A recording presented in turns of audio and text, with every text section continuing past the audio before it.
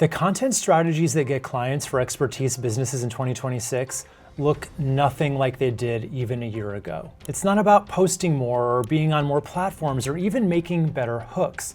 The biggest shift is that your content now has two audiences: the humans you're trying to reach and the AI systems that those humans are asking for recommendations. If you're not showing up in both, you're losing clients to people who are. So I've spent over a decade helping coaches, consultants, and service businesses grow through content, and I've built a 7-figure business doing it. These are the 7 content strategies actually working right now, and I'm gonna show you exactly how to use each one to turn your content into a client acquisition machine. The first strategy is what I call single lane positioning. You just wanna make it unmistakably clear what you do and who you do it for in every single piece of content you make. Now, I don't know if you know this, but 88% of YouTube videos never even reach 1,000 views. And the ones that break through almost always have this in common: they stay in a tight lane. Here's what happens with that one. Imagine an SAT prep coach who's on YouTube. One week he posts about changes to the SAT. Next week, how to choose a college. The week after that, athletic versus academic scholarships. They're all loosely related, but they solve 3 completely different problems. And that means YouTube has no idea who to show his content to. And the viewer who clicked for SAT help last week isn't gonna click on today's video about scholarships. Here's what you need to understand. You're not competing with millions of creators. You're competing with the top 5 to 10 people who are in your specific lane. That's it. The test is simple. Can someone hear your positioning and instantly know whether or not they're your person? If there's even a second of hesitation, you're too broad. And I do this right here with my own channel. I don't just teach YouTube tips to help you grow your business. There are 1,000 channels doing that, right? I help expertise-based business owners use YouTube to get their next 100 clients. That's a lane. So if you're a coach or consultant or course creator trying to turn viewers into paying clients, you hear that and you just stopped everything to listen. And if you're not, you move on. Both outcomes are good. This helps the algorithms learn your audience precisely and get better and better at matching you with the right viewers over time. And if you really want to get this right, I do have a free masterclass where I show you exactly how to get unlimited clients through YouTube. Thousands of other knowledge businesses have already been through it, and I'm going to leave the link to that in the description below. Okay, our second strategy is one that most people haven't caught on to yet, but it's going to completely change how you think about where to put your content. So your content now has 2 audiences, right? The humans you're trying to reach, and the big shift is you also have to reach the AI systems that those humans are asking for recommendations. And most people still choose which platforms to post on based on one question: is my audience here? And that used to be enough, but it's not enough anymore, because your ideal client isn't just scrolling on platforms. They're typing questions into ChatGPT, Perplexity, even Google's own AI overview, and those systems are pulling answers from specific places. So if your content isn't where AI is looking, you're gonna be invisible to a really fast-growing segment of how people discover businesses. And this isn't a small shift either. ChatGPT already has 800 million weekly active users. Google's AI overviews now appear on over 30% of searches. And a quarter of traditional search traffic is expected to move to AI chatbots by the end of this year. So this is where your clients are going. So in 2026, you need to ask 2 questions about every platform that you're spending time on. Can AI pull from this? And are my prospects actively searching here?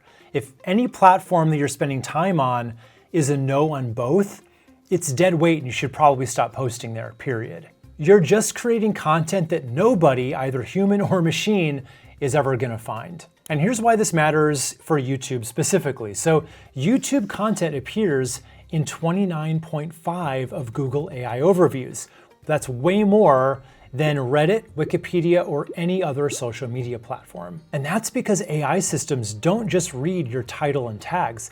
They go through your entire transcript, everything you say in the video. So every video you make is also going to be essentially a searchable article. Your video is your SEO now. But let me make this really concrete for you. So let's say you're a leadership coach, right? You've been grinding on Instagram, doing carousels, reels, those motivational quotes, because that's where someone told you that your audience hangs out.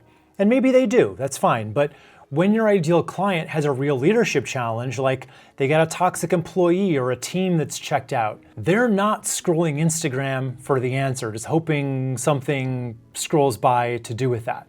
They're typing in how to handle a difficult employee into ChatGPT or YouTube.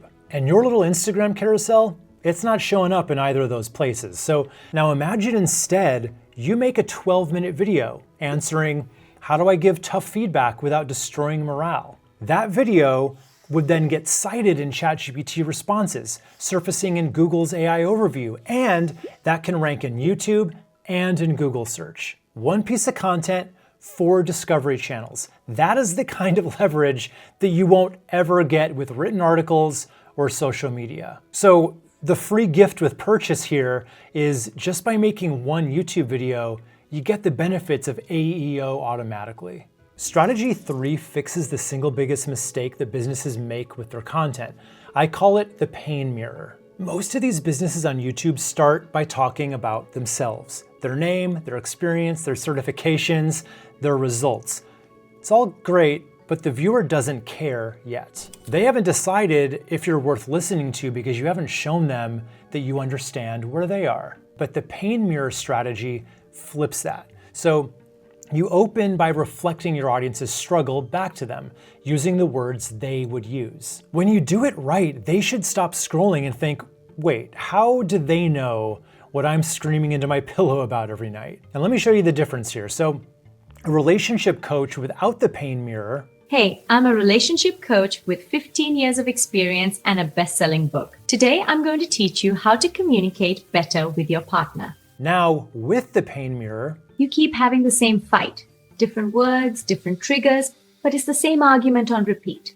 You've tried being more patient, you've tried the I statements, and somehow you still end up in the same place wondering if it's always going to be like this. Same coach, same expertise, but now the viewer thinks, this person actually understands what's happening in my house. So they're not going anywhere. The key is using the language your audience actually uses. If your client says, I feel stuck, you shouldn't say, are you plateaued in your business goals? If they say they're drowning in content, don't say content misalignment. Match their words, not yours. But naming the problem isn't enough. You need to make them feel the cost of it, right? What is this costing them right now? What gets worse the longer they ignore it? People don't buy your course just because it has 10 modules. They buy it because they realize their current approach is hurting them. And when you agitate the problem, don't just name it. Describe what it actually costs them.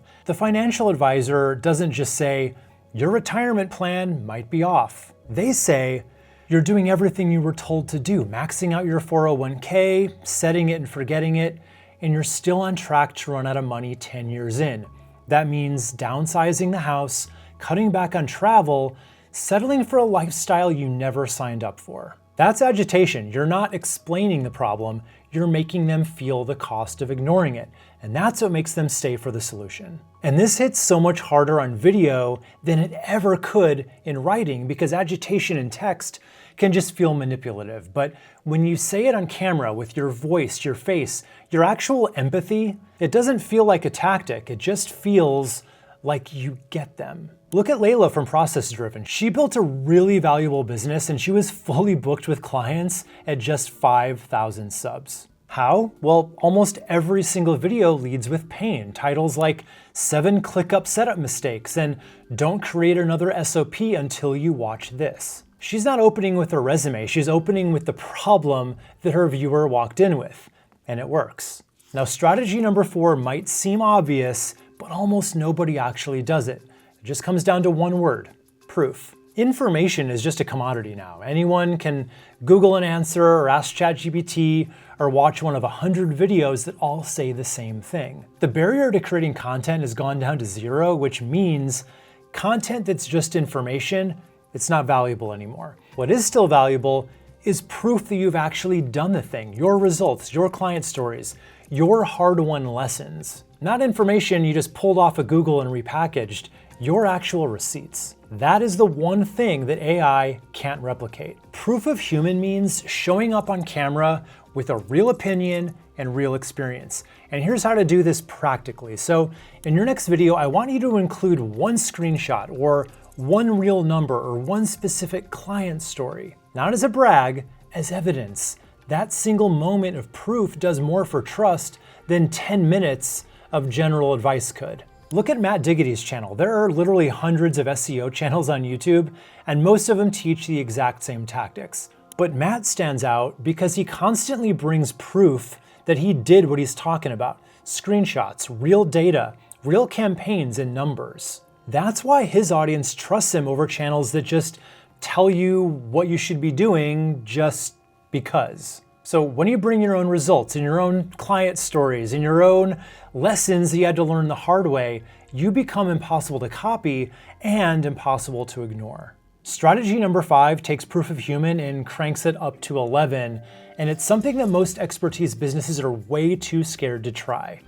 Live streaming. Because here's the thing, pre-recorded video can still technically be AI assisted or written with AI, edited with AI, and then polished, but live streaming can't be faked. It's just you in real time, proving that you actually know your stuff. And listen, I get why most business owners want to avoid it. What if I blank on a question? What if nobody shows up? That's painful, right? But those moments are actually the best proof of human there is. A coach who stumbles on an answer but then works through it live is more credible than one who only posts those perfectly edited clips. The willingness to show up live without a script is itself the message. So here's how to start. Just pick one day this month, it can be in a few weeks, announce you're gonna do a 30-minute Q&A a week ahead of time, so then show up and just answer whatever comes in. And not gonna lie, your first one's probably gonna be a little rough. You might feel awkward. That's the point, do it anyway. Look at the Money Guy show. They go live every week answering their audience's money questions, and they get really big engagement off of it. But it's not just about the views. It's much more about that every single live stream just deepens the relationship with people who already follow them. Higher trust equals more clients. So there's a platform advantage here too, right? On most platforms, live content just disappears. It's there, then it's gone.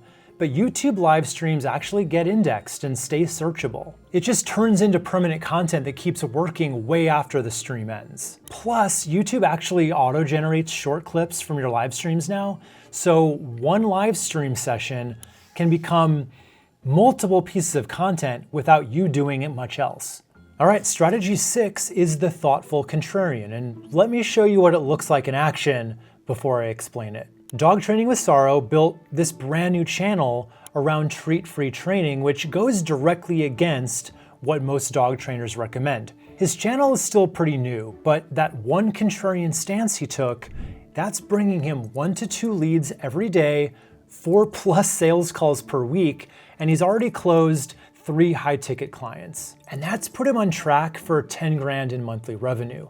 That's what happens when you take a clear position against the accepted wisdom in your field and back it up. Because most content in any niche is a copy of a copy, right? A business coach watches what other business coaches post, creates their version of the same thing, and then wonders why nobody really cares. Because when your content sounds like it could have come from any of your competitors, you've given your audience 0 reason to choose you. The fastest way to break out is to disagree with common wisdom, but come with receipts. And this format works across every expertise niche. A therapist, why I think journaling is overrated for anxiety and what I recommend instead. A business coach, everyone says raise your prices, but here's how it could backfire. Or a nutritionist, the meal prep trend is setting you up to fail. And doing it this way also attracts clients who resonate with your actual philosophy, and it's gonna repel clients who wouldn't be a good fit anyway. Both of those are good outcomes for you. It also makes your positioning much more memorable. Nobody hires the coach who says the same exact thing as everyone else. They choose the one who said something that made them rethink what they thought they knew. This next strategy is one that no one's even caught on to yet because it's so new, and Honestly, it's the highest ROI growth move available right now. Building authority from scratch takes time. Even when you do everything right, you're still earning every view, every subscriber, every bit of trust, all on your own. Collaborations let you shortcut that by borrowing some credibility from someone who the audience you want already trusts. When a respected person in your space appears on your channel or you appear on theirs, their credibility transfers onto you. It's an implicit endorsement. Their audience sees their trusted source sitting across the table from you, having a real conversation, treating you like a peer. And just like that, you go from stranger to someone worth paying attention to. YouTube's new collab feature makes this strategy super easy. Just look at Charlie Johnson's video podcast. His typical videos get views in the low hundreds. It's not bad, but look at this. When he collaborated on an episode with YouTuber Ed Lawrence, who has a fairly large audience of his own, that episode exploded to around 7,000 views. But there are definitely some things you need to get right and a couple things you gotta watch out for if you're gonna try this strategy, and I cover it completely in this video. So this is actually my favorite way of fast-tracking your content marketing in 2026, and it's less work than you might think it is. So click right here to watch the full strategy breakdown, and I'll see you over there in a second.